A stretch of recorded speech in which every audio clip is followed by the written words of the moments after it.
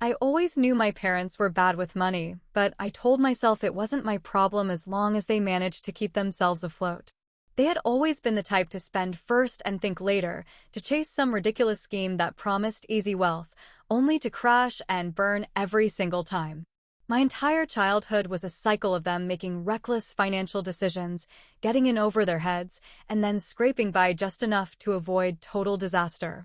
I suppose I should have learned my lesson back then, but some part of me still wanted to believe they had changed. So when my mother called me late one evening, her voice trembling with desperation, I felt that old familiar guilt settle in my chest. She said the house was on the verge of foreclosure, that they had tried everything, that the bank was refusing to negotiate. She didn't have to say the words outright. I already knew what she was asking. My father was too proud to beg, but my mother had no such reservations. She went on and on about how they had nowhere else to turn, how they just needed a little help to get back on their feet, how family was supposed to take care of each other. And like an idiot, I let myself believe her. $50,000. That was the number she gave me, as casually as if she were asking to borrow a cup of sugar. I hesitated for a moment, not because I didn't have the money, but because I knew deep down that giving it to them meant I'd never see it again.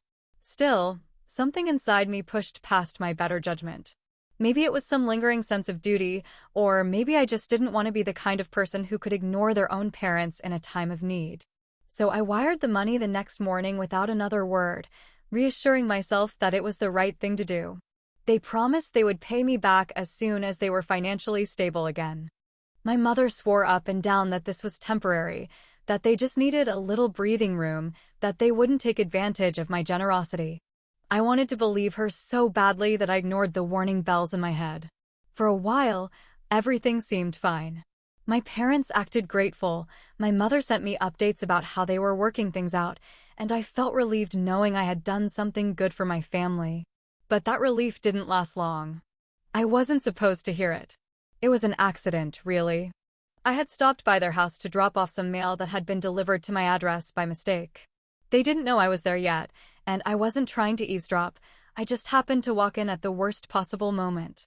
My mother's laughter rang through the hallway, light and amused, the kind of laugh you share over an inside joke. I heard my father grumble something I couldn't quite make out, and then my mother spoke again, her words as casual as if she were discussing the weather. "Oh, please," she said, still chuckling, "he'll never ask for it back." I froze where I stood, my breath catching in my throat. My father muttered something else, his voice lower this time, and then my mother responded with another laugh, this time softer, but just as cruel. "It's family," she said simply.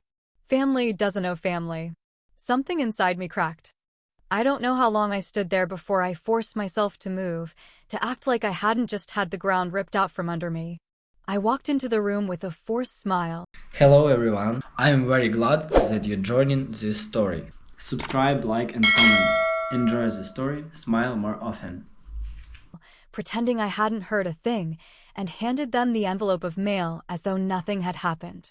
My mother greeted me with her usual warmth, my father barely looked up from the newspaper, and I played along like an obedient fool. But something was different now. Something had shifted inside me, and I could feel it in my bones. They thought I would never ask for the money back.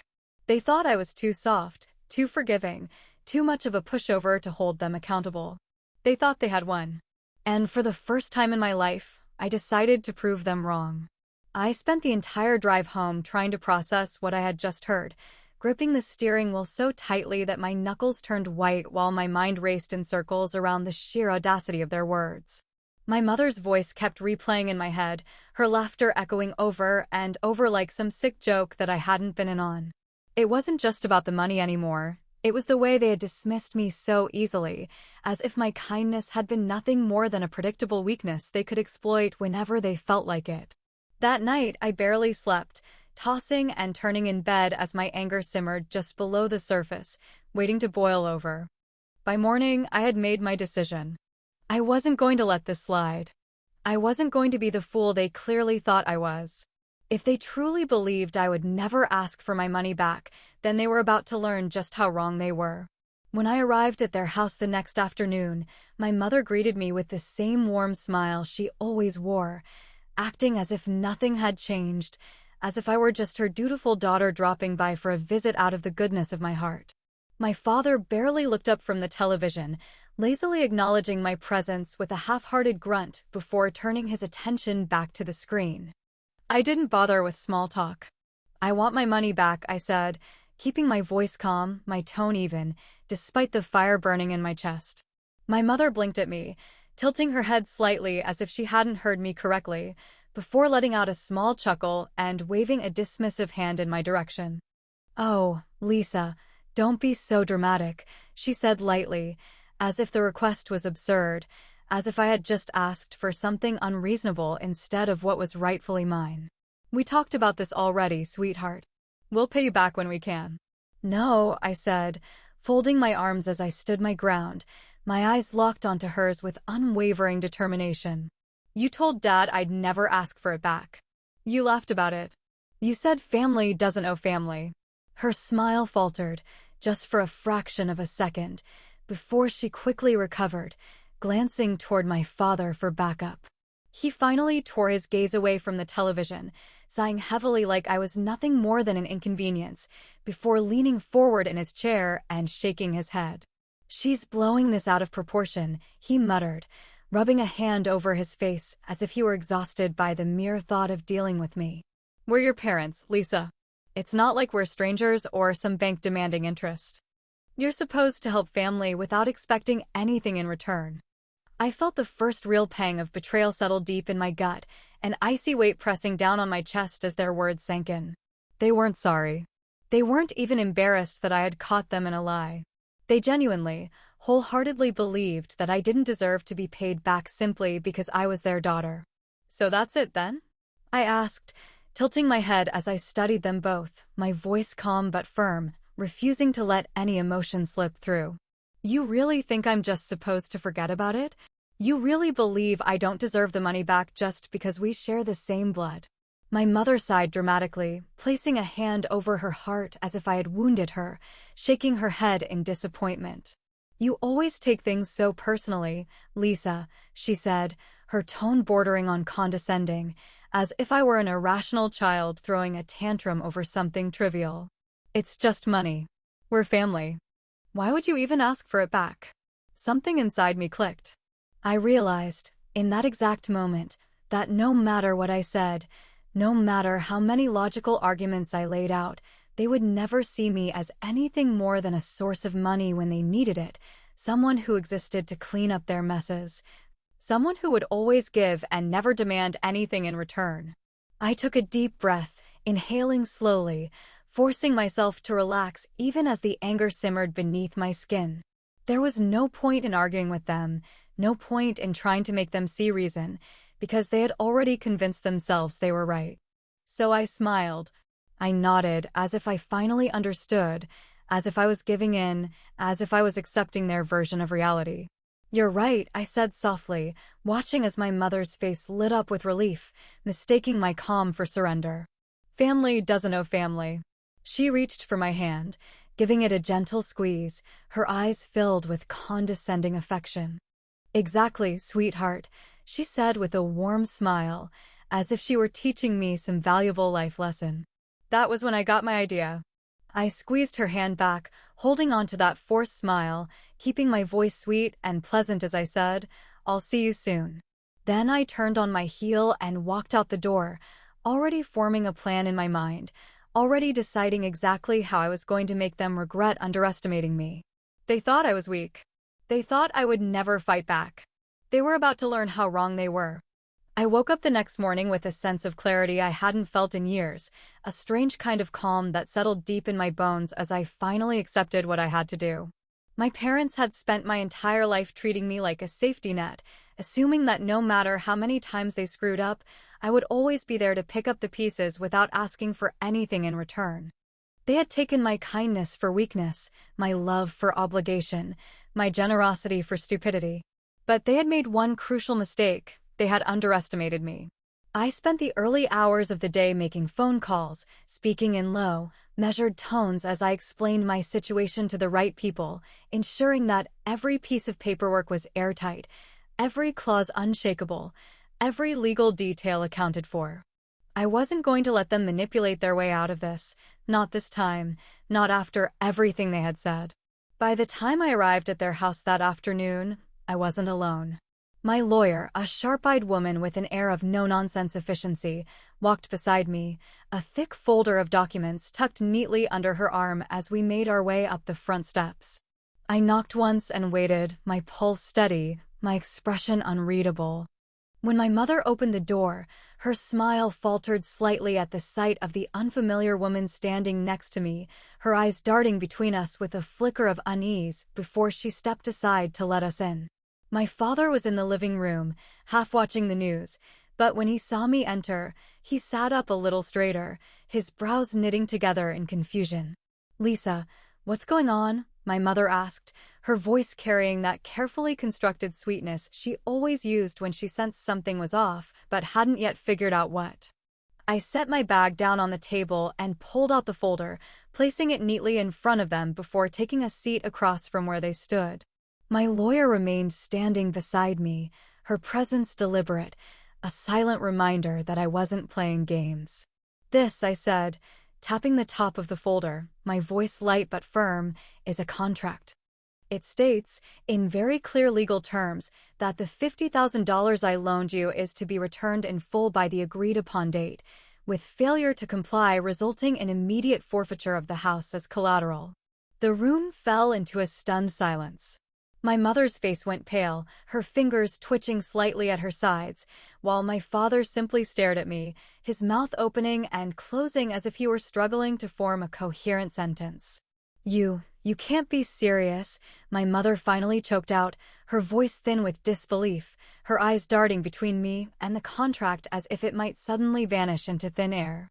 "Oh, but I am," I replied smoothly, crossing one leg over the other, my expression neutral, betraying none of the satisfaction curling in my chest. "You said family doesn't know family, remember? But I think we both know that's not how the real world works. I gave you a loan, and now I'm simply making sure the terms are honored. Just like any responsible lender would." My father's face darkened, his jaw tightening as he leaned forward, his hands curling into fists against the armrests of his chair. "You're out of your damn mind if you think we're signing that," he snapped, his voice low and dangerous, his anger barely restrained beneath the weight of his wounded pride. I tilted my head slightly, feigning curiosity. "Why not?" I asked, my tone light, almost amused. "If you were planning on paying me back anyway, what difference does it make? Unless, of course, you had no intention of keeping your word." My mother reached for my arm, her grip tight, her eyes pleading as she tried to regain control of the situation. "Lisa, sweetheart, please, we're your parents," she whispered, as if saying the words aloud would somehow undo the damage they had done, as if invoking our blood connection would suddenly make me forget how they had laughed at my generosity just a day before. I pulled my arm away gently but firmly, my gaze steady. Then, as my parents, I said softly, "You should have respected me enough not to take advantage of me." Tension hung thick in the air, an invisible rope pulling tighter and tighter with every second that passed. My father glared at me, his pride warring with the reality of the situation, while my mother looked on the verge of tears, her hands wringing together as if she might somehow pray her way out of this. But they had no choice. They had backed themselves into a corner, and they knew it. With a resigned exhale, my father grabbed the pen off the table, his movement stiff with resentment as he scrawled his name onto the line at the bottom of the page. My mother followed shortly after, her hands trembling as she signed away the very thing they had fought so hard to protect. I took the contract, slid it neatly back into the folder, and rose from my seat, my lawyer doing the same. "Pleasure doing business with you," I said with a small smile, turning toward the door. But just as I reached for the handle, I glanced back over my shoulder, my voice light, almost playful. "Oh, and don't worry," I added, eyes gleaming with something unreadable. "I'm not done yet." I stepped outside into the crisp afternoon air, feeling something shift deep inside me, something cold and calculating, something that had been waiting in the shadows for far too long. They thought they had gotten away with it. They thought they could manipulate me, guilt me, twist the narrative in their favor. They had no idea what was coming next. It didn't take long for my parents to shift tactics, their anger and resentment quickly morphing into something much more familiar, something I had seen them use 100 times before whenever they needed to manipulate their way out of trouble. The call started the very next morning, my mother's voice suddenly softer, sweeter, overflowing with the kind of affection she had conveniently forgotten to show me in the past few weeks. She left long, rambling voicemails about how much they loved me, how sorry they were for the misunderstanding, how stressed they had been with everything going on, how they never meant to make me feel unappreciated. My father, of course, didn't bother with words, but I did notice the sudden influx of messages from his phone, each one a lazy attempt at reconciliation, as if forwarding me funny videos or sending brief texts that simply said, "Hope you are good," would somehow erase the weight of their betrayal. I expected it, of course. This was what they did best: rewrite history, twist the narrative, make themselves the victims while conveniently pushing aside their own wrongdoings. And for a moment, I almost had to admire their persistence, their absolute refusal to acknowledge reality unless it directly benefited them. They weren't sorry for what they had done, they were only sorry they had gotten caught. But instead of ignoring them, instead of shutting them out entirely, I decided to give them exactly what they wanted. I played along. I answered my mother's calls, letting her gush about how much she missed me, how family was the most important thing in the world, how she just wanted us to go back to the way things were. I let my father grumble through his awkward half-apologies, pretending not to notice how forced they sounded, how obviously rehearsed his words were.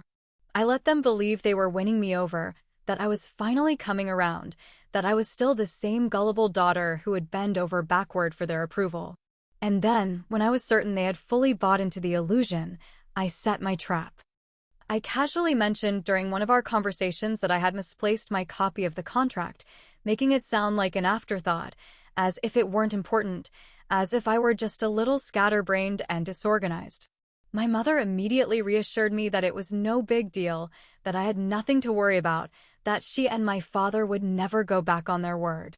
And I smiled to myself, because I already knew exactly how this was going to play out. A week later, I visited them again, walking through the front door with the same easygoing warmth they had been trying so desperately to cultivate between us. My mother beamed as she set the table, chattering about some new neighbor down the street, while my father sat at his usual spot in the living room, flipping through channels like he didn't have a single care in the world. It was all so normal, so perfectly orchestrated, as if they truly believed a few weeks of forced kindness would be enough to erase everything that had happened. Halfway through dinner, I casually brought up the loan again, asking when I could expect the first payment. My mother hesitated for just a fraction of a second, her fingers tightening around her fork before she forced a bright smile and said, "Oh, sweetheart, we talked about this. You said you weren't worried about the contract. There's no rush, right?" I leaned back in my chair, tilting my head slightly as if I were considering her words, as if I were about to agree. But instead, I reached into my bag and pulled out a small, sleek device, placing it carefully on the table between us. The blinking red light reflected in my mother's wide eyes, her breath hitching slightly as she realized what it was. A recorder. I watched the color drain from her face as my father sat up straighter, his jaw tightening, his entire body stiffening with the slow, creeping realization that they had just exposed themselves. I let the silence stretch for a moment, let the weight of their mistake settle heavily between us, before pressing a button on the device, letting their own voices fill the room. "You said family doesn't owe family. Lisa's always been too serious about money. She'll never ask for it back."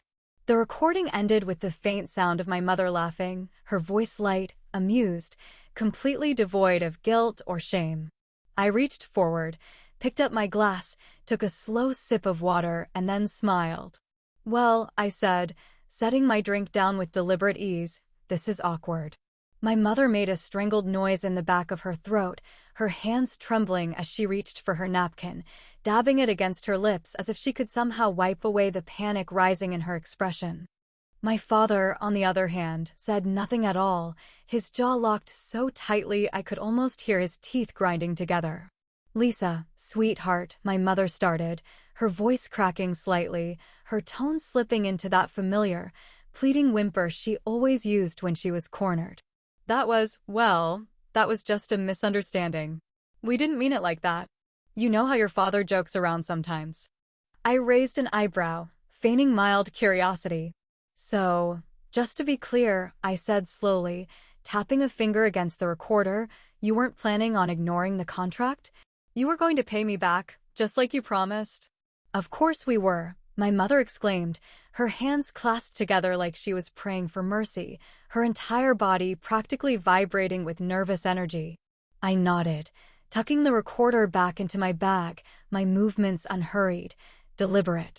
"Good," I said, flashing them both a bright, hollow smile. "Then you won't mind signing a new copy of the contract, just to make sure we're all on the same page." My father swore under his breath, low and bitter, but I didn't care. I had them exactly where I wanted them. The moment the legal notice was delivered to their doorstep, everything changed in an instant, the carefully constructed facade of warmth and reconciliation shattering into pieces the second they realized that this time, there was no talking their way out of it. My mother called me first, her voice high-pitched with forced disbelief, stumbling over her words as she tried to play the part of the heartbroken, betrayed mother who simply couldn't understand why her own daughter would do something so cruel to the people who had raised her. She went on and on about how shocked she was, how she thought we had moved past all this, how she never imagined I would take something as trivial as money and turn it into a reason to destroy my own family. I listened to every word without interrupting, letting her ramble, letting her plead, letting her dig herself deeper into the role of the victim, before I calmly reminded her of the contract she had signed with her own two hands. The same contract she had so arrogantly dismissed as unimportant when she thought she had me under control. When she realized I wasn't budging, the tears started, thick and dramatic, dripping with just enough desperation to make her sound like a woman truly on the edge of collapse. She sobbed about how unfair this was, how families weren't supposed to treat each other like this, how she and my father were just struggling and needed a little more time, how I was supposed to understand, supposed to forgive, supposed to help them the way good daughters were supposed to help their parents. I waited until she was done, until she had exhausted every possible emotional angle she could think of, before reminding her, in the same soft, steady tone, that she had been the one who said family didn't know family. She went silent then, the weight of her own words hitting her like a slap, the sheer irony of the situation sinking into her bones as she struggled to come up with a response that could somehow twist the truth back in her favor. I didn't give her the chance to find one. I told her the decision was final, the paperwork was already moving forward, and there was nothing she or my father could do to stop it now. Then, before she could launch into another desperate attempt at swaying me, I hung up the phone and let out a slow breath, my hands steady, my heartbeat calm, my mind clearer than it had ever been before. A few days later, my father called, but unlike my mother, he didn't bother with tears or fake sweetness or manipulative guilt-tripping. His voice was cold, hard, sharp with barely restrained fury, every syllable laced with a level of resentment I had expected but still found amusing in its predictability. He called me selfish, heartless, a disgrace to the very concept of family, a spoiled brat who didn't understand loyalty or respect, a bitter little girl throwing a tantrum over something as meaningless as money. He ranted for nearly 5 minutes straight, his voice growing louder with each passing second, the anger spilling out of him in waves as he tried to make me feel as small as possible, as guilty as possible, as worthless as possible. And when he finally stopped to catch his breath, waiting for me to cave, waiting for me to finally give in, I simply smiled to myself and repeated the words that had started this whole mess in the first place. Family doesn't know family. The silence on the other end of the line was so thick, so deep, so utterly satisfying that I almost wished I could see his face in that exact moment, just to watch the realization settle in, just to witness the way his own arrogance had led him straight into the very trap he had set for me. I waited a few seconds longer, letting him sit with the weight of his own hypocrisy, before ending the call without another word, knowing full well that nothing I could say would hurt him more than forcing him to choke on his own words. A month later, it was done. The house, the very thing they had fought so hard to keep, the very thing they had used as leverage to justify their betrayal, now legally belonged to me, signed and sealed without any room for them to weasel their way out of it. I didn't even have to force them out myself. The bank handled that part for me, sending them an official notice that gave them exactly 30 days to vacate the property before further legal action would be taken. They had no choice but to leave, no loophole to crawl through, no last-minute trick that could undo the consequences of their own greed. When I showed up on moving day, my mother was standing on the porch, her face streaked with dried tears, her arms crossed tightly over her chest as she glared at me with an expression that was equal parts grief and hatred. My father was nowhere in sight, probably too humiliated to face me, probably too bitter to stomach the reality of what had just happened. My mother opened her mouth as if she wanted to say something, as if she wanted to unleash whatever venom she had left in her, but I held up a hand before she could even start, shaking my head slowly, firmly, silently telling her that there was nothing left to say. I walked past her without another glance, stepped into what was now my house, and closed the door behind me, shutting out the past, shutting out the weight of years of manipulation, shutting out the version of me that had once believed they were worth saving. They had taken my kindness for granted, had assumed that no matter how much they used me, no matter how much they lied to me, no matter how deeply they betrayed me, I would always be there, always willing to forgive, always willing to sacrifice myself for their comfort. They had been wrong, and I had never felt more free. I sat alone in the quiet of the house, the one that had once belonged to them, the one that had been filled with their voices, their arguments, their laughter, their schemes, their lies, and I tried to let myself feel victorious, to let the satisfaction settle deep enough to drown out everything else.